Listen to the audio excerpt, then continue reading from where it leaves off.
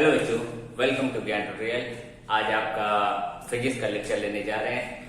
सोचा ये किया है कि एनसीईआरटी के एक्सरसाइज के जितने भी क्वेश्चंस हैं उनको भी सॉल्व करके बताया जाए, कैसे सॉल्व किया जाता है, कैसे इसका आंसर निकाला जाएगा। कि जिन बच्चों को उसमें थोड़ी प्रॉब्लम हो रही है कि इसको कैसे सॉल्व किया जाए, वो करते चलें।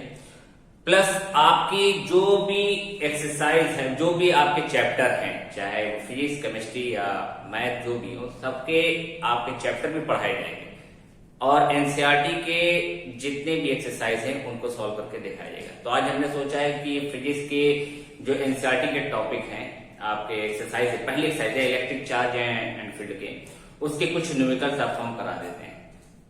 हमें लगता है न्यूमेरिकल्स करना पड़ेगा, उसको 2-3 लेक्चर पढ़ेंगे 33 मिनट के।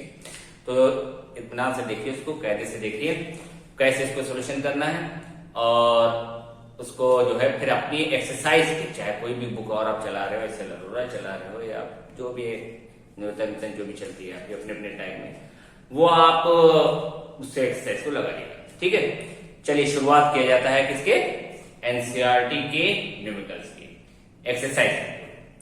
पहला क्वेश्चन एनसीईआरटी का है आपका क्या, what is the force between two small charges sphere having charges of 2 × 10⁻⁷ coulomb and 3 × 10⁻⁷ coulomb placed 30 centimetre apart in air.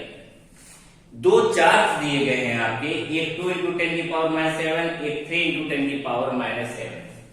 हमने यहाँ पे पहले दो चार्ज बना लिए। एक चार्ज आपको समझाने के लिए कूलम्ब्स लॉ था, कूलम्ब्स लॉ आप लोगों ने पढ़ा होगा, नहीं पढ़ा है तो लेक्चर पढ़ा देख लीजिएगा या इसका एक और फिर से लेकर डाल देंगे हम। एक है 2 × 10⁻⁷ कूलम, दूसरा है Q2 3 × 10⁻⁷ कूलम। अच्छा, एक चीज तो यहाँ पे पहले ही समझ में आ गई कि दोनों चार्ज पॉजिटिव दिए गए, तो इनके बीच जो लगने वाला फोर्स होगा वो रिपल्सिव फोर्स होगा, यानी बाहर की ओर लगेगा, रिपल करेंगे दोनों एक दूसरे फोर्स। ये तो हम ऐसे भी बता सकते हैं कि दोनों चार्ज अगर पॉजिटिव है तो रिपल्सिव फोर्स होगा, अगर पूछा गया होता तो बता दिया गया होता। अगर एक चार्ज पॉजिटिव और एक चार्ज निगेटिव होता तो उस समय हम इसको अट्रैक्टिव फोर्स कहते हैं, यानी फोर्स का डायरेक्शन अंदर की ओर होता। ठीक है, और डिस्टेंस दे रखा है 30 सेंटीमीटर, यहां से यहां का डिस्टेंस है 30 सेंटीमीटर। फाइंड करने को कहा गया है फोर्स। क्वेश्चन नंबर 1 है और एनसीईआरटी का है और निकालना है इसमें हमें फोर्स फाइंड करना है, फोर्स निकालना है। ठीक है, वो भी किसमें, एयर में, यानी कि जिसमें डायरेक्टिक कांस्टेंट नहीं है। दो फोर्स के फॉर्मूले होते हैं, फॉर्मूले आप लोगों ने दो पढ़े हैं। एक एयर का फॉर्मूला पढ़ा होगा, एफ एयर कह दो या एफ नॉट कह दो, ये फॉर्मूला पढ़ा था 1/4πε0 Q1 Q2 अपॉन में R²। और एक मीडियम का फॉर्मूला पढ़ा था हम लोगों ने, मीडियम यानी कोई इसमें डायरेक्टिक कांस्टेंट, तो डायरेक्टिक कांस्टेंट क्या होता है, बस ये F0 अपॉन K हो जाता है, यानी कि इसका फॉर्मूला बन जाता है 1/4πε0 K Q1 Q2 अपॉन में R²। अब ये जिस मीडियम में, दो इसके बीच में मीडियम होगा, उस K की वैल्यू यहां पुट कर दिया जाता है, बाकी पूरा एयर ही का फॉर्मूला होता है। ठीक है, फिलहाल यहाँ पे हमसे एयर का पूछा गया, यानी यहाँ पे जो हमसे F निकालने को कहा इन्होंने, वो कहा गया है F एयर फाइंड कीजिए, यानी F नॉट फाइंड कीजिए। तो फॉर्मूला हमारे पास सामने यहाँ पे Q1 Q2 है, R² है। तो पहले Q1 की वैल्यू में दी गई है, वो क्या दी गई है, 2 × 10⁻⁷ कूलम। Q2 कितना दे रखा है बेटा, 3 × 10⁻⁷ कूलम। R दे रखा है, डिस्टेंस दे रखा है, दोनों के बीच की दूरियां दे रखी है 30 सेंटीमीटर। फोर्स का यूनिट जो है हमें न्यूटन में चाहिए रहती है, और न्यूटन में पाने के लिए हमारा पूरी यूनिट एमपीएस होनी चाहिए, यानी मीटर किलोग्राम सेकंड में होनी चाहिए। यानी ये जो दूरी है, डिस्टेंस है, वो आपकी जो सेंटीमीटर में, इसको हमें मीटर में चेंज करना पड़ेगा, 30 × 10⁻² मीटर। अब F के फॉर्मूले में रखें, F air is equal to 1/4πε0 Q1 Q2 upon में R²। 9 × 10⁻⁹ ये हो गया, इसकी वैल्यू थी पूरी, पढ़ा आप लोगों ने। Q1 कितना दे रखा है, 2 × 10⁻⁷, Q2 कितना दे रखा है 3 into 10 की पावर -7 एंड R दे रखा है 30 into 10 की पावर -2। चाहो तो इसको 3 into 10 की पावर -1 भी कर दो, इसकी पावर कम कर दो। तो लिखने में ऐसा नहीं 3 into 10 की पावर -1 का होल स्क्वायर। अब इसका होल स्क्वायर बोले 9 into 10 की पावर -10⁹, यहाँ पे 2 3 है 6 into 10 की पावर -14 अपॉन में 9 into 10 की पावर -2। इस वाले 9 से ये वाला 9 कैंसिल हो गया, सारी पावर एक पास ले आए। 6 into 10 की पावर -14 प्लस 9 और ये -2 आपके ऊपर +2, यानी आंसर आ गया आपका 6 into 10 की पावर -3 न्यूटन। ये इसका मेन आंसर हो गया। कौन सा फोर्स लग रहा है? रिपल्सिव फोर्स लग रहा है। ओके, चलिए नोट करिए इसको आप।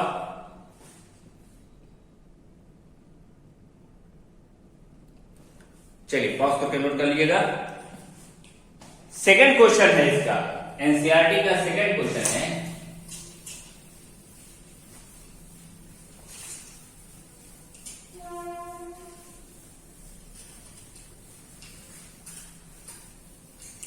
एनसीईआरटी का सेकंड क्वेश्चन है,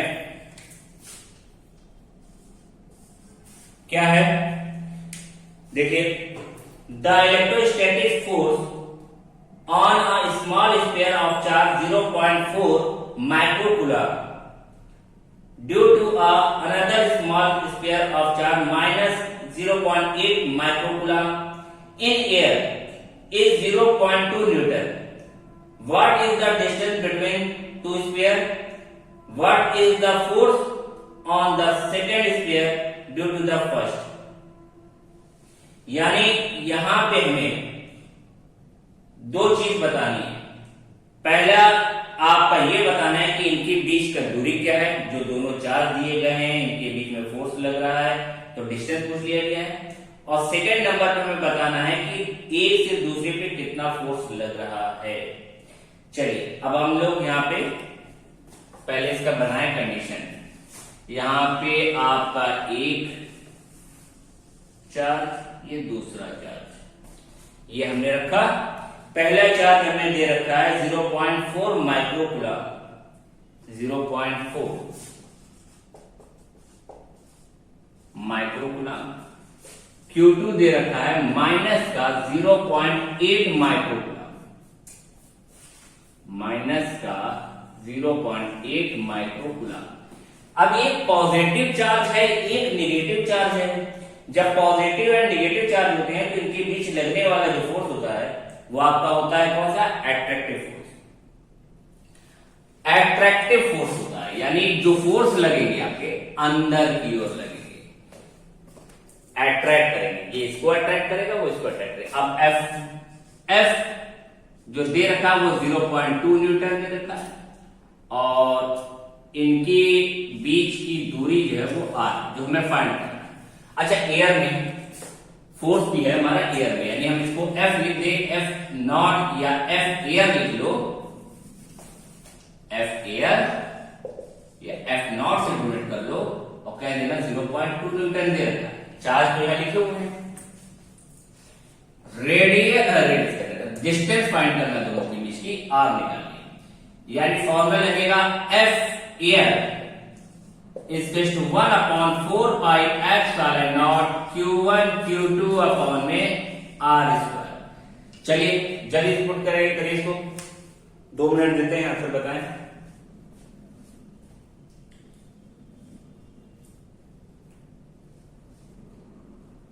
one upon 4 pi epsilon naught की वैल्यू वही रखोगे जो पहले भी रखा था, 9 into 10 की पावर 9।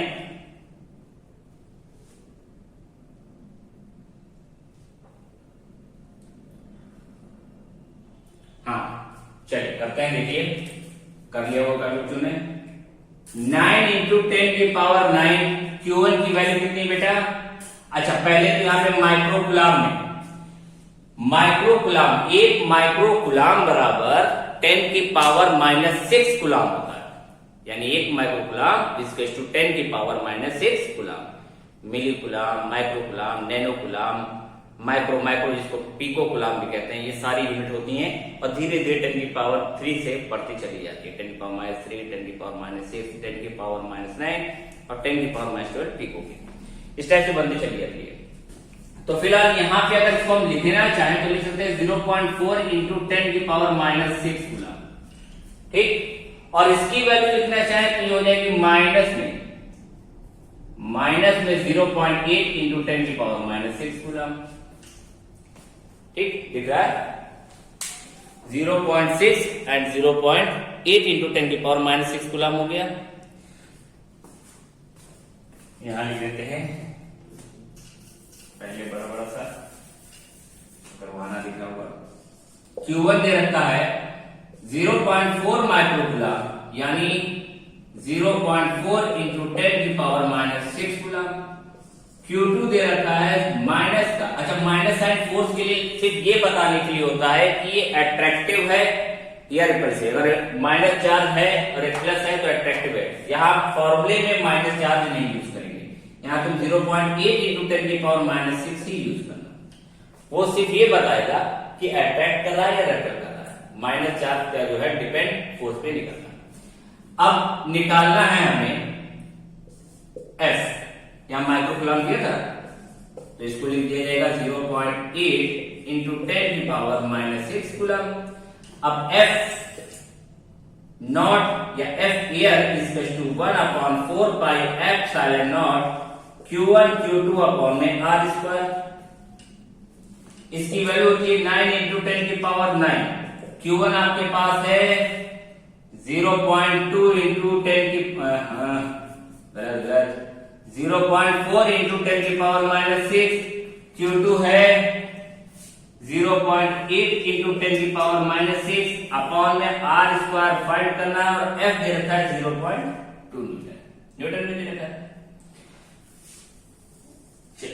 यहां पे लिखते हैं, यानी R को इधर लिया है, R स्क्वायर इधर लिया है, इक्वल टू 0.2 इधर पे लिखेंगे 9 इंटू 10 की पावर 9, इन दोनों का मल्टीप्लाई किया 0.32 10 की पावर माइनस 12 अपॉन में 0.2। अब या तो यहां से पॉइंट हटाना या 100 बढ़ा देना और इसका पॉइंट हटा के यहां पे 10 कर देना। एक 0 से 0 भी चला गया और ये 16 टाइम में चला गया, यानी R स्क्वायर की वैल्यू कैलकुलेशन तो सबको आता ही है। 16 10 की पावर 9 माइनस 30, यानी R स्क्वायर इज टू इसका मल्टीप्लाई 144 इंटू 10 की पावर माइनस 4, यानी R की वैल्यू अंडर रूट में 144 इंटू 10 की पावर माइनस 4, तो R आ गया 12 इंटू 10 की पावर माइनस 2 मीटर, या R इज टू 12 सेंटीमीटर। ये पॉजिटिव लिया जाएगा, डिस्टेंस हमेशा पॉजिटिव लेते हैं। ये पहला आंसर हो गया, ये इसका पहला आंसर आ गया। R की वैल्यू आ गया हमारे पास 12 सेंटीमीटर आ गया। सेकंड आंसर हमें जो निकालना है इसमें वो ये पूछा गया है कि क्वेश्चन में नेक्स्ट क्वेश्चन, इसका आंसर क्वेश्चन पूछा गया है कि what is the force on the second sphere due to the first, यानी कितना फोर्स लगेगा दूसरे के पहले के अकॉर्डिंग। जितना फोर्स अट्रैक्टिव हो रेपेल हो, जितना फोर्स पहला दूसरे पे लगाएगा उतना ही फोर्स दूसरा पहले पे भी लगाएगा, यानी दोनों बराबर के फोर्स लगाते हैं एक दूसरे के ऊपर, चाहे वो रिपल्सिव कंडीशन हो या फिर अट्रैक्टिव कंडीशन हो। तो यहां पे अगर हमसे कहा गया है कि F1 यानी इधर वाला फोर्स Q1 के अकॉर्डिंग Q2 पे लगने वाला फोर्स दिया गया है, तो Q2 के अकॉर्डिंग Q1 पे कितना फोर्स लग रहा है, तो कहोगे उतने ही लगेगा, बराबर जितना फोर्स इधर Q1 लगा था Q2 पे उतना ही फोर्स Q2 पे Q1 पे लगाएगा। फॉर्मूला सेम है, कूलम्ब लॉ का फॉर्मूला दोनों में यही लगेगा। जब दोनों की ये फॉर्मूला सेम है तो वैल्यू भी सेम आएगी, कोई अलग तो नहीं जाएगी, इसलिए फोर्स इनके बराबर लगेगा। ओके, चलिए नोट कर लीजिए इसको से।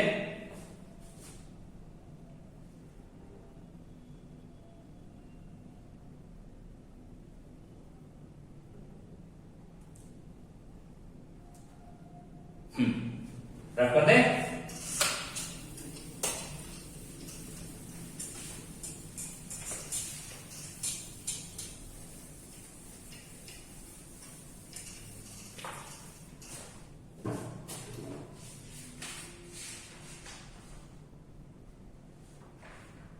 चलिए थर्ड क्वेश्चन है आपका, वो क्या है, check the ratio K E square upon G M E M T is dimensional, look up a table of physical constants and determine the value of this ratio, what does the ratio signify. हमें पहले इसका dimensional बताना है कि इसकी dimension check करनी है, और फिर उसके बाद कि क्या आ रही है इसकी यूनिट या इसकी डायमेंशन क्या आ रही है, पहले ये चेक करना है। उसके बाद इसकी वैल्यू रख के इनका वैल्यू का आंसर बताना है कि कितना इसका वैल्यू बन रही है। नंबर 1 पे हमें जो दे रखा है क्वेश्चन में, वो खाली एक दिया गया वैल्यू, वो क्या है, के ई स्क्वायर, के ई स्क्वायर अपॉन में G M E M T. बेटा ये वैल्यू जो आई है, ये क्वेश्चन 2-3 जगह घुमा घुमा पूछा जाता है, ये जो वैल्यू आई है ये आपके इलेक्ट्रिकल फोर्स और ग्रेविटेशनल फोर्स को मिला के आई है।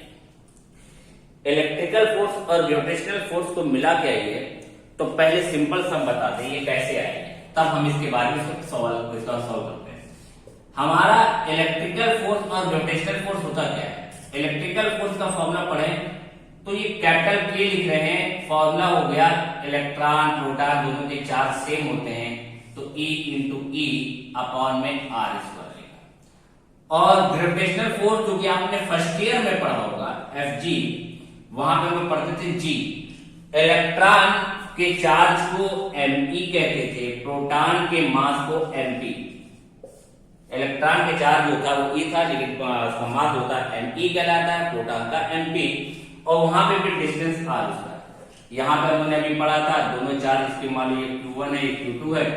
Q1 जो इलेक्ट्रॉन का चार्ज है वो हमारा ई है, Q2 जो हमारा प्रोटॉन का चार्ज है वो भी ई है। ये माइनस का ही, वो प्लस का ही, ये माइनस का ही, ये प्लस का ही, इनके बीच एट्रैक्टिव कंडीशन होती है, चार्ज इक्वल होते हैं, यानी दोनों की वैल्यू हमारी 1.6 इंटू 10⁻⁻19 ही होती है, बस ये प्लस में होती है, ये माइनस में होती है, पढ़ा है। और इनके बीच की दूरी r है, इसके अकॉर्डिंग ये फॉर्मूला निकला। फिर हम लोगों ने ग्रेविटेशनल में पढ़ा था यही चीज में कि इनके बीच में मास को लिया जाता था, दो मास दो पार्टिकल लिए जाते थे, यहाँ पे मास mE है, यहाँ पे मास mP है, प्रोटॉन और इलेक्ट्रॉन का मास समान दिया गया है, और इनके बीच की दूरी भी r है, लेकिन ग्रेविटेशनल कांस्टेंट है, तो ये बन गया हमारा। अब दोनों को अगर हम डिवाइड कर देते हैं, दोनों को डिवाइड कर दिया जाए, यानी Fe अपॉन Fg कर दें, तो ये हमारा K E square upon R square आ रहा है, और नीचे हमारा G ME MP आ रहा है अपॉन में आर स्क्वायर। इसको कैंसिल कर दिया जाए तो ये फॉर्मूला बन के तैयार हो जाता है, K E स्क्वायर अपॉन में G ME MP, जो ये लिखा हुआ है, यानी Fe अपॉन Fg की वैल्यू हमारी ये आ जाती है, यहां पे दिया गया हमें। अब इससे हमें ये पता चला कि हमसे इस क्वेश्चन में ये पूछा गया है कि ये हमारा दी गई वैल्यू, इसकी डायमेंशनल फाइंड कीजिए और इसकी कांस्टेंट वैल्यू निकालिए, ये दो चीज पूछी गई है थर्ड क्वेश्चन में, इसकी डायमेंशनल वैल्यू और constant value. Dimensional value check करोगा तो हम लोगों ने इन दोनों को किसकी वजह से निकाला है, electrical force and gravitational force की वजह से। इलेक्ट्रिकल फोर्स की यूनिट भी आपकी क्या होती है, न्यूटन, इसकी यूनिट भी क्या होती है, न्यूटन। अगर दोनों की यूनिट न्यूटन होती है तो कट के हमारी यूनिटलेस हो जाएगी, यानी इसकी कोई यूनिट नहीं होनी चाहिए, ना इसकी कोई यूनिट निकलेगी, ना इसकी कोई डायमेंशनल निकलेगी, यही होगा। चलिए ठीक है, तो ये पता चल गया। अब वैल्यू निकालनी है तो वैल्यू भी दिखा दिया जाएगा, लेकिन हमें अगर क्वेश्चन दिया गया, ये तो हमने फॉर्मूले से बताया गया, हमें ये क्वेश्चन दिया गया है तो हमें दिखाना रहेगा कि हम इसकी डायमेंशनल लेस कैसे निकालना है, जो अभी हमने बताया है, और सेकेंड पार्ट इसके नंबर यानी कांस्टेंट कैसे निकालना है। चलिए शुरू किया जाए।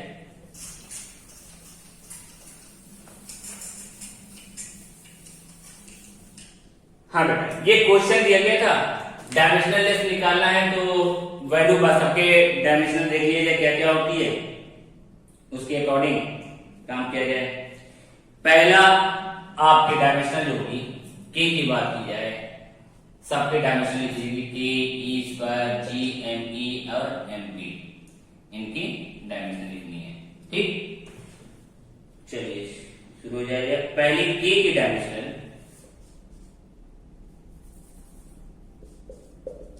Equals to newton metre square per coulomb square होती है। फॉर्मूलेशन बना लोगे तब क्या आएगा, न्यूटन आएगा, मीटर स्क्वायर आएगा, पर कूलम आएगा, ये इसके। फिर आ गया ई की यूनिट जो होती है, यूनिट ऑफ ई की जो होगी वो कूलम स्क्वायर होगी। फिर आया जी की यूनिट जो होगी वो आपकी कोई Newton metre square per KG square, और एमई की यूनिट भी हमारी केजी होगी और एमपी की भी यूनिट हमारी केजी होगी। सबकी हमने यूनिट लिख ली, डायमेंशनल यूनिट लिख ली। अब लिखने के बाद जब इसमें पुट किया के ई स्क्वायर अपॉन में G M E M P में, तो के की यूनिट हमने लिख रखी है newton metre square per coulomb square, और यहां पे बगल में है कूलम का स्क्वायर इंटू में कूलम का स्क्वायर। नीचे क्या हो गया, जी की यूनिट है newton metre square per KG square, और यहां केजी इंटू केजी हो गया। तो ये केजी स्क्वायर से केजी स्क्वायर कट गया, कूलम स्क्वायर से कूलम स्क्वायर कट गया, इससे पूरा ये कट गया, बचा क्या 1, यानी यूनिट लेस, नो यूनिट। ठीक, इसकी कोई यूनिट नहीं होगी। अब इसके बाद नोट कर लिए पहले इसको,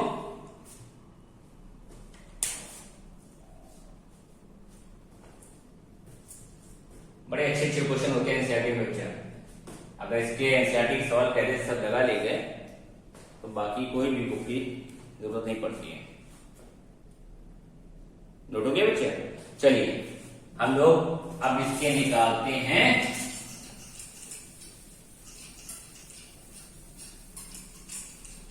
कांस्टेंट वैल्यू। नंबर 2 पे इसकी कांस्टेंट वैल्यू पढ़ा है, पूछा गया, यानी आप बुक में पढ़िएगा इसकी कांस्टेंट वैल्यू निकालना है।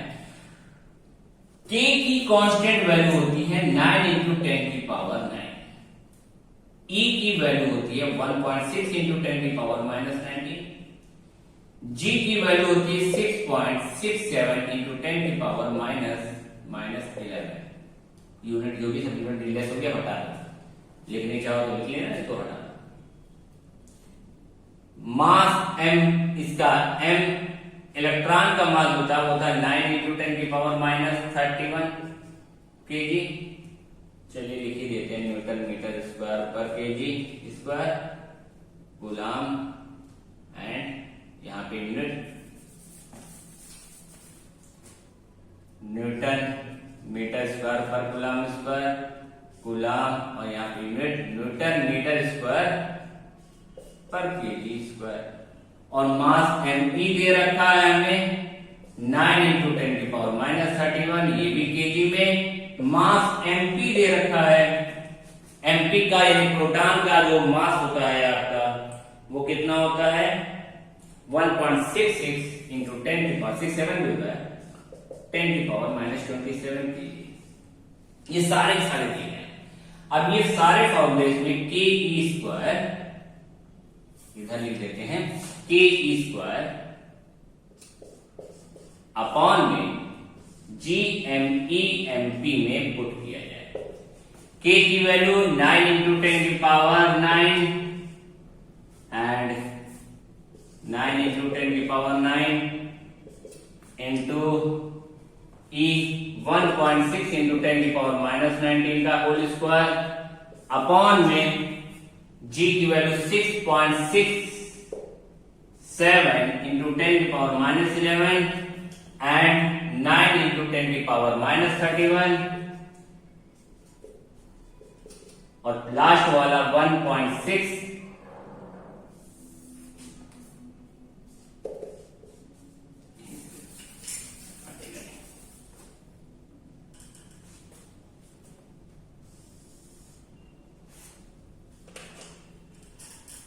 के ई स्क्वायर अपॉन में G M E M P 9 into 10⁻⁻9 1.6 into 10⁻19 का होल स्क्वायर जी की value 6.67 into 10⁻11 9 into 10⁻31 and 1.6 into 10⁻27 ये सारी वैल्यू।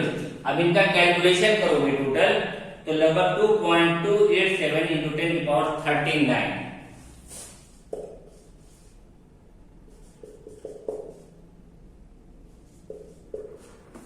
आ जाएगी। 2.27 10⁻39 वैल्यू आ जाएगी विदाउट यूनिट। ये हमारी वैल्यू आ जाएगी। यानी अगर इसका लगभग वैल्यू बताई जाती है तो 10⁻39 टू 10⁻40 के तक की बताते हैं लोग। ये लगभग इतना बताई जाती है। ठीक है, नोट कीजिए।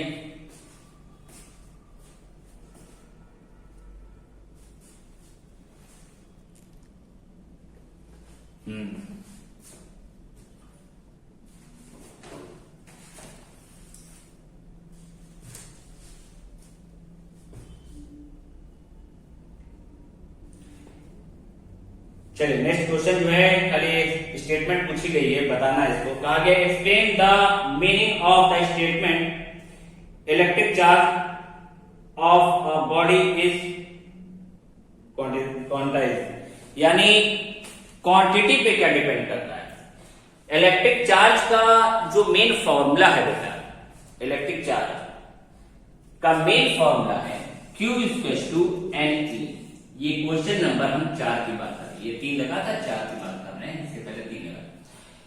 तो Q = NE। E की वैल्यू फिक्स है, ये नहीं चेंज होगी। ये कांस्टेंट वैल्यू है 1.6 इंटू 10⁻⁻19 या 5/3 इंटू 10⁻⁻19। ये फिक्स है, ये चेंज नहीं होने वाली। चेंज होगी हमारी कौन, सिर्फ नंबर ऑफ इलेक्ट्रॉन। अब ये नंबर ऑफ इलेक्ट्रॉन आपका 0 हो रहा है तो चार्ज 0 है, +-1 हो रहा है तो प्लस का चार्ज होगा, माइनस का चार्ज 1 होगा, 1 कूलम होगा, +-2 +-3 +-4 डैश कितने भी जितने भी नंबर बढ़ते जाएंगे चार्ज उतना बढ़ता जाएगा। चार्ज की वैल्यू उतनी बढ़ती चली जाएगी। वो पॉजिटिव में भी बढ़ेगी, निगेटिव में भी बढ़ेगी, जैसे जैसे हम रखेंगे। अगर इलेक्ट्रॉन के साथ रख रहे हैं तो पॉजिटिव में इलेक्ट्रॉन, नेगेटिव में इलेक्ट्रॉन बढ़ता जाएगा। प्रोटॉन के साथ रख रहे हैं नंबर को तो प्रोटॉन के वजह से यानी पॉजिटिव होने की वजह से आपका पॉजिटिव में चार्ज इंक्रीज करता चला जाएगा। ये नंबर पे डिपेंडेंट होता है, जितना नंबर उतना ये इंक्रीज करता जाएगा। ठीक, तो पहले स्टेटमेंट में यही बताते हैं कि जितना ज्यादा इसके नंबर पे चेंजेस करते जाएंगे, क्वांटिटीज बढ़ाते जाएंगे, चार्ज उतना बढ़ता चला जाता है, वो पॉजिटिव एंड नेगेटिव दोनों में। ठीक है, इलेक्ट्रॉन के लिए आपका नेगेटिव आ जाता है, प्रोटॉन के लिए आपके पॉजिटिव आ जाता है। चलिए इसको आप लिखिएगा। सेकेंड आपने इसका कहा गया है कंडीशन में कि why can one ignore quantizations of electric charge when are dealing with microscopic, that is large scale charges। अब अगर हमें जो है Q = NE की बात अभी हमने बताया तुम्हें, Q = NE यानी जे यहां नंबर की बात है। ये नंबर जितना आपका छोटा होगा, नंबर जितना आपका कम होगा, चार्ज उतना ही छोटा होगा, वही इग्नोर किया जाएगा। और जितने ज्यादा नंबर बड़े होते जाएंगे, नंबर जितने ज्यादा इलेक्ट्रॉन के या प्रोटॉन के बढ़ते चले जाएंगे, चार्ज उतना ही ज्यादा बढ़ता चला जाएगा। इसके टॉपिक में ये लिखना है, ठीक है। चलिए नेक्स्ट टॉपिक आपका आ गया। नेक्स्ट क्वेश्चन है वह 5th नंबर, वो भी रॉड और उसके लिए क्या है, रॉड और रूल पे पिछले पुराना लेक्चर पढ़ा है रॉड और उसमें इलेक्ट्रिक चार्ज में, उसमें बताया था कि रब करके रख दिया जाता है तो एक पे चार्ज पॉजिटिव आ जाता है, एक पे नेगेटिव आ जाता है। सिल्क और रेशम के साथ रखा जाता है, तो उसको रब करोगे, रब करने के बाद किसी कागज छोड़ोगे तो वो अट्रैक्ट करेगा, वो रेपेल करेगा, उसकी कंडीशन पे बताया गया। अगर ना समझ में आए तो पूरा लेक्चर आप इलेक्ट्रिक चार्ज फील्ड का पढ़ा हुआ है, फिजिक्स का ज्ञान टोटल का बहुत पुराना लेक्चर पढ़ा हुआ है, 1 साल 1.5 साल पुराना लेक्चर पढ़ा हुआ है, उसको आप देखिए, पूरा टॉपिक आपको समझ में आएगा कि कैसे अट्रैक्ट होता है, कैसे रेपेल करता है। ठीक, ये आपका 5वां नंबर क्वेश्चन था। 6ठे नंबर क्वेश्चन क्या है, और अगर डाउट हो तो फिर से कहिए, बता दीजिएगा तो बना देंगे।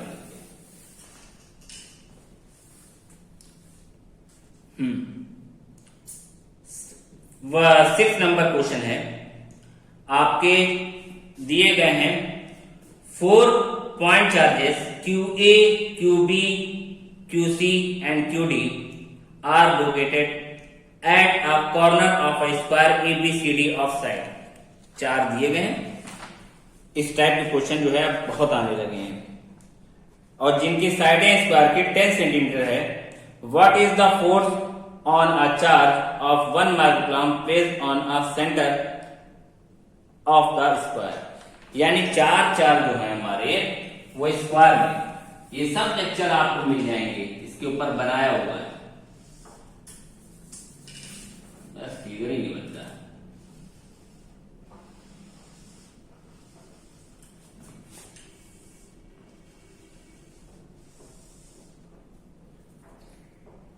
बच्चा स्क्वायर लगे तो ठीक, बर्दाश्त कर लेना तो। हाँ, ये आपके 4 चार्ज रखे गए हैं। पहला चार्ज हमें ABCD हम नाम दे देते हैं, यहाँ पर हम E दे दे रहे हैं, ये B दे दे रहे हैं, ये C हो गया और ये D हो गया। इनकी साइडें बताई इन्होंने 10 सेंटीमीटर है, स्क्वायर है 10 सेंटीमीटर सारी साइडें हैं। ए पे लगने वाला फोर्स, जो ए पे फोर्स लग रहा है, ए पे जो चार्ज है वो 2 × 10 की पावर 2 माइक्रोकूलम। हमें QA जो दे रखा है 2 माइक्रोकूलम। बी पे लगने वाला चार्ज दे रखा है -5 माइक्रोकूलम। बी पे लग रहा है -5 माइक्रोकूलम।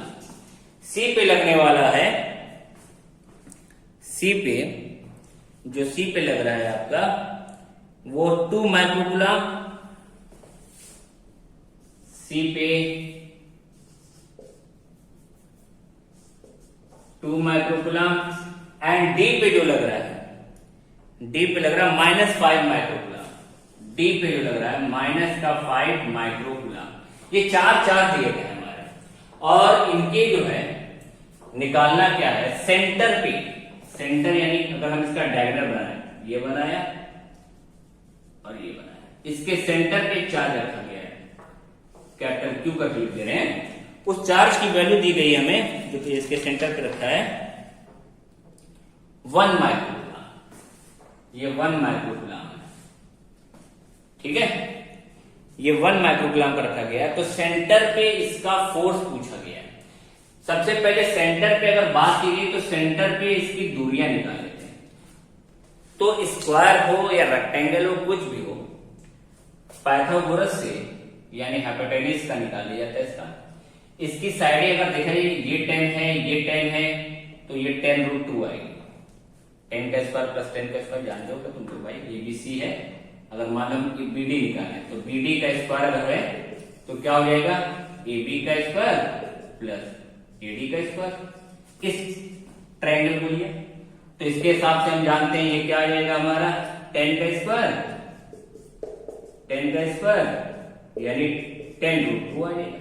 यहां से यहां तक इसके साइड 10√2 है, तो सिर्फ इतनी साइड O से B के आधा कर दो 5√2 एंड 5√2 हो गया सेंटीमीटर में।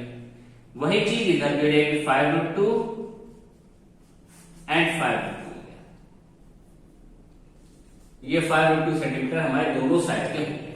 चलिए अब इनके बाद इनके कॉर्नर पे इनके इसकी वजह से लगने वाला फोर्स की बात की जा रही है। हम यहाँ पे लिख रहे हैं, यहाँ पे फिगर में कर देंगे हमारे जो OA OB OC and OD की जो दूरी आएगी वो 5√2 सेंटीमीटर आएगी। वीडियो में तो आपने देख ही लिया है।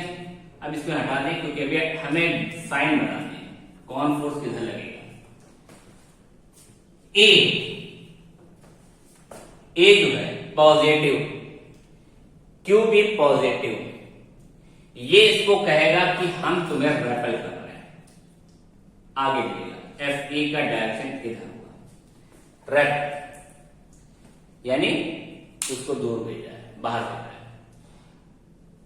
है। यहां पे सी और इसका भी देखा गया तो ये इधर रेपल पॉइंट है, सी इधर आ गया, दो वो भी पॉजिटिव है। अब बी और डी के साथ क्या है, ये दोनों नेगेटिव है लेकिन ये पॉजिटिव है। क्यू जो है 1 माइक्रोकूलम, ये पॉजिटिव है। तो बी कहेगा इस पॉजिटिव से कि तुम मेरी ओर आ जाओ, यानी ये बी का डायरेक्शन इधर होगा, बी बुला और डी भी बुला रहा, डी का डायरेक्शन इधर होगा। ठीक है।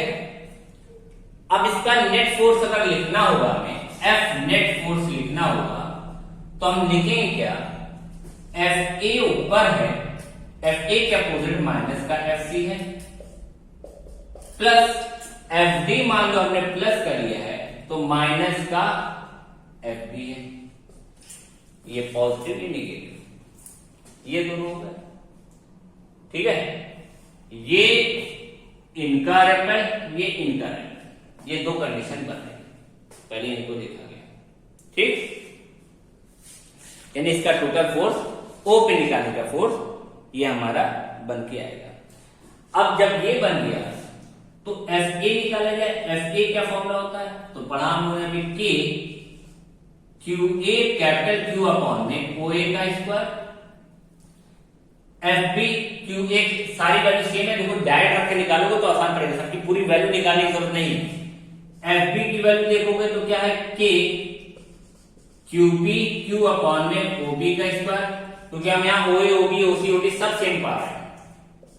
एफ सी की वैल्यू के क्यू सी क्यू अपॉन में ओ सी का स्क्वायर एंड एफ डी की वैल्यू के क्यू डी क्यू अपॉन में ओ डी का स्क्वायर।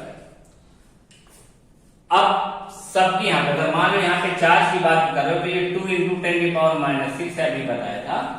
ये माइनस का 5 इंटू 10 की पावर माइनस 6 है, ये 2 इंटू 10 की पावर माइनस 6 है, और ये माइनस का 5 इंटू 10 की पावर माइनस 6 है। हालांकि फोर्स में पहले बता दिया है कि चार्ज का माइनस प्लस पे ध्यान नहीं देंगे क्योंकि वो हम इसके डायरेक्शन पे ध्यान दे देते हैं। अब रखा जाए एफ नेट में नेट फोर्स में देखा जाए टोटल फोर्स जो ओ पे लग रहा है, यहां पे नेट पे सेंटर पे जो फोर्स लग रहा है, सेंटर में चलो लिख रहा सेंटर तब भी चलेगा, सेंटर पे लगने वाला फोर्स जो है वो आपका ये एफ नेट है। और ये एफ नेट जो है एफ ए की जो वैल्यू सब में जो कॉमन है वो लिखा जाएगा, पहले लिख देते हैं क्यू ए क्यू अपॉन में ओ ए का square, Q B Q upon में ओ बी का square, Q C plus minus का भी ध्यान रखना है, ये सी था सेकंड नंबर में माइनस में ओ सी का स्क्वायर, ये सी है, एंड इसके बाद डी है क्यू डी क्यू अपॉन में ओ डी का स्क्वायर, ये प्लस में था, माइनस का K Q Q B Q upon में ओ बी है। ओ ए ओ बी ओ सी ओ डी सब 5/2 है, के बाहर आ गया, क्यू बाहर आ गया, और इन सब की वैल्यू सेम है। 5/2 का होल स्क्वायर हम लिख देते हैं, 5/2 इंटू 10 की पावर माइनस 2 इंटू 10 की पावर माइनस 2 का होल स्क्वायर बाहर कर दो। क्यू ए की वैल्यू कितनी है, 2 इंटू 10 की पावर माइनस 6, क्यू सी की वैल्यू कितनी है, क्यू सी माइनस का 2 इंटू 10 की पावर माइनस 6, क्यूबी की वैल्यू कितनी है 5 क्यूडी 5 इंटू 10 की पावर -6 और प्लस में माइनस का 5 इंटू 10 की पावर -6 सब देखा गया सब कट गया आंसर आ गया 0 यानी इसका टोटल आंसर आएगा 0 न्यूटन। कोई डाउट हो तो आप कमेंट में पूछ लीजिएगा। इसके और क्वेश्चन लगाने हैं तो कई बुक में कई क्वेश्चन मिलेंगे। इस टाइप के क्वेश्चन को आपको प्रैक्टिस करनी पड़ेगी क्योंकि कंपटीशन में भी बहुत इंपॉर्टेंट है और आपको बहुत हर बोर्ड में आने लगे इस टाइप के क्वेश्चन। ठीक है, फिलहाल अभी हम यहाँ पे 6 तक ही इसके क्वेश्चन लगवाए हैं। इसके आगे कंटिन्यू अगले लेक्चर में हम कल कर देंगे या परसों प्रैक्टिस का नेक्स्ट लेक्चर डाल देंगे और एनसीईआरटी के पहले चैप्टर के सारे न्यूमेरिकल आपके हम कंप्लीट कर देंगे। और इसके फिर से भी बता रहे हैं कि चैप्टर हम जो है अलग से पढ़ा के डालते रहेंगे। अगर आपको उसको पढ़ना है तो आप उसको देखते रहेंगे। ठीक है, ओके, थैंक यू।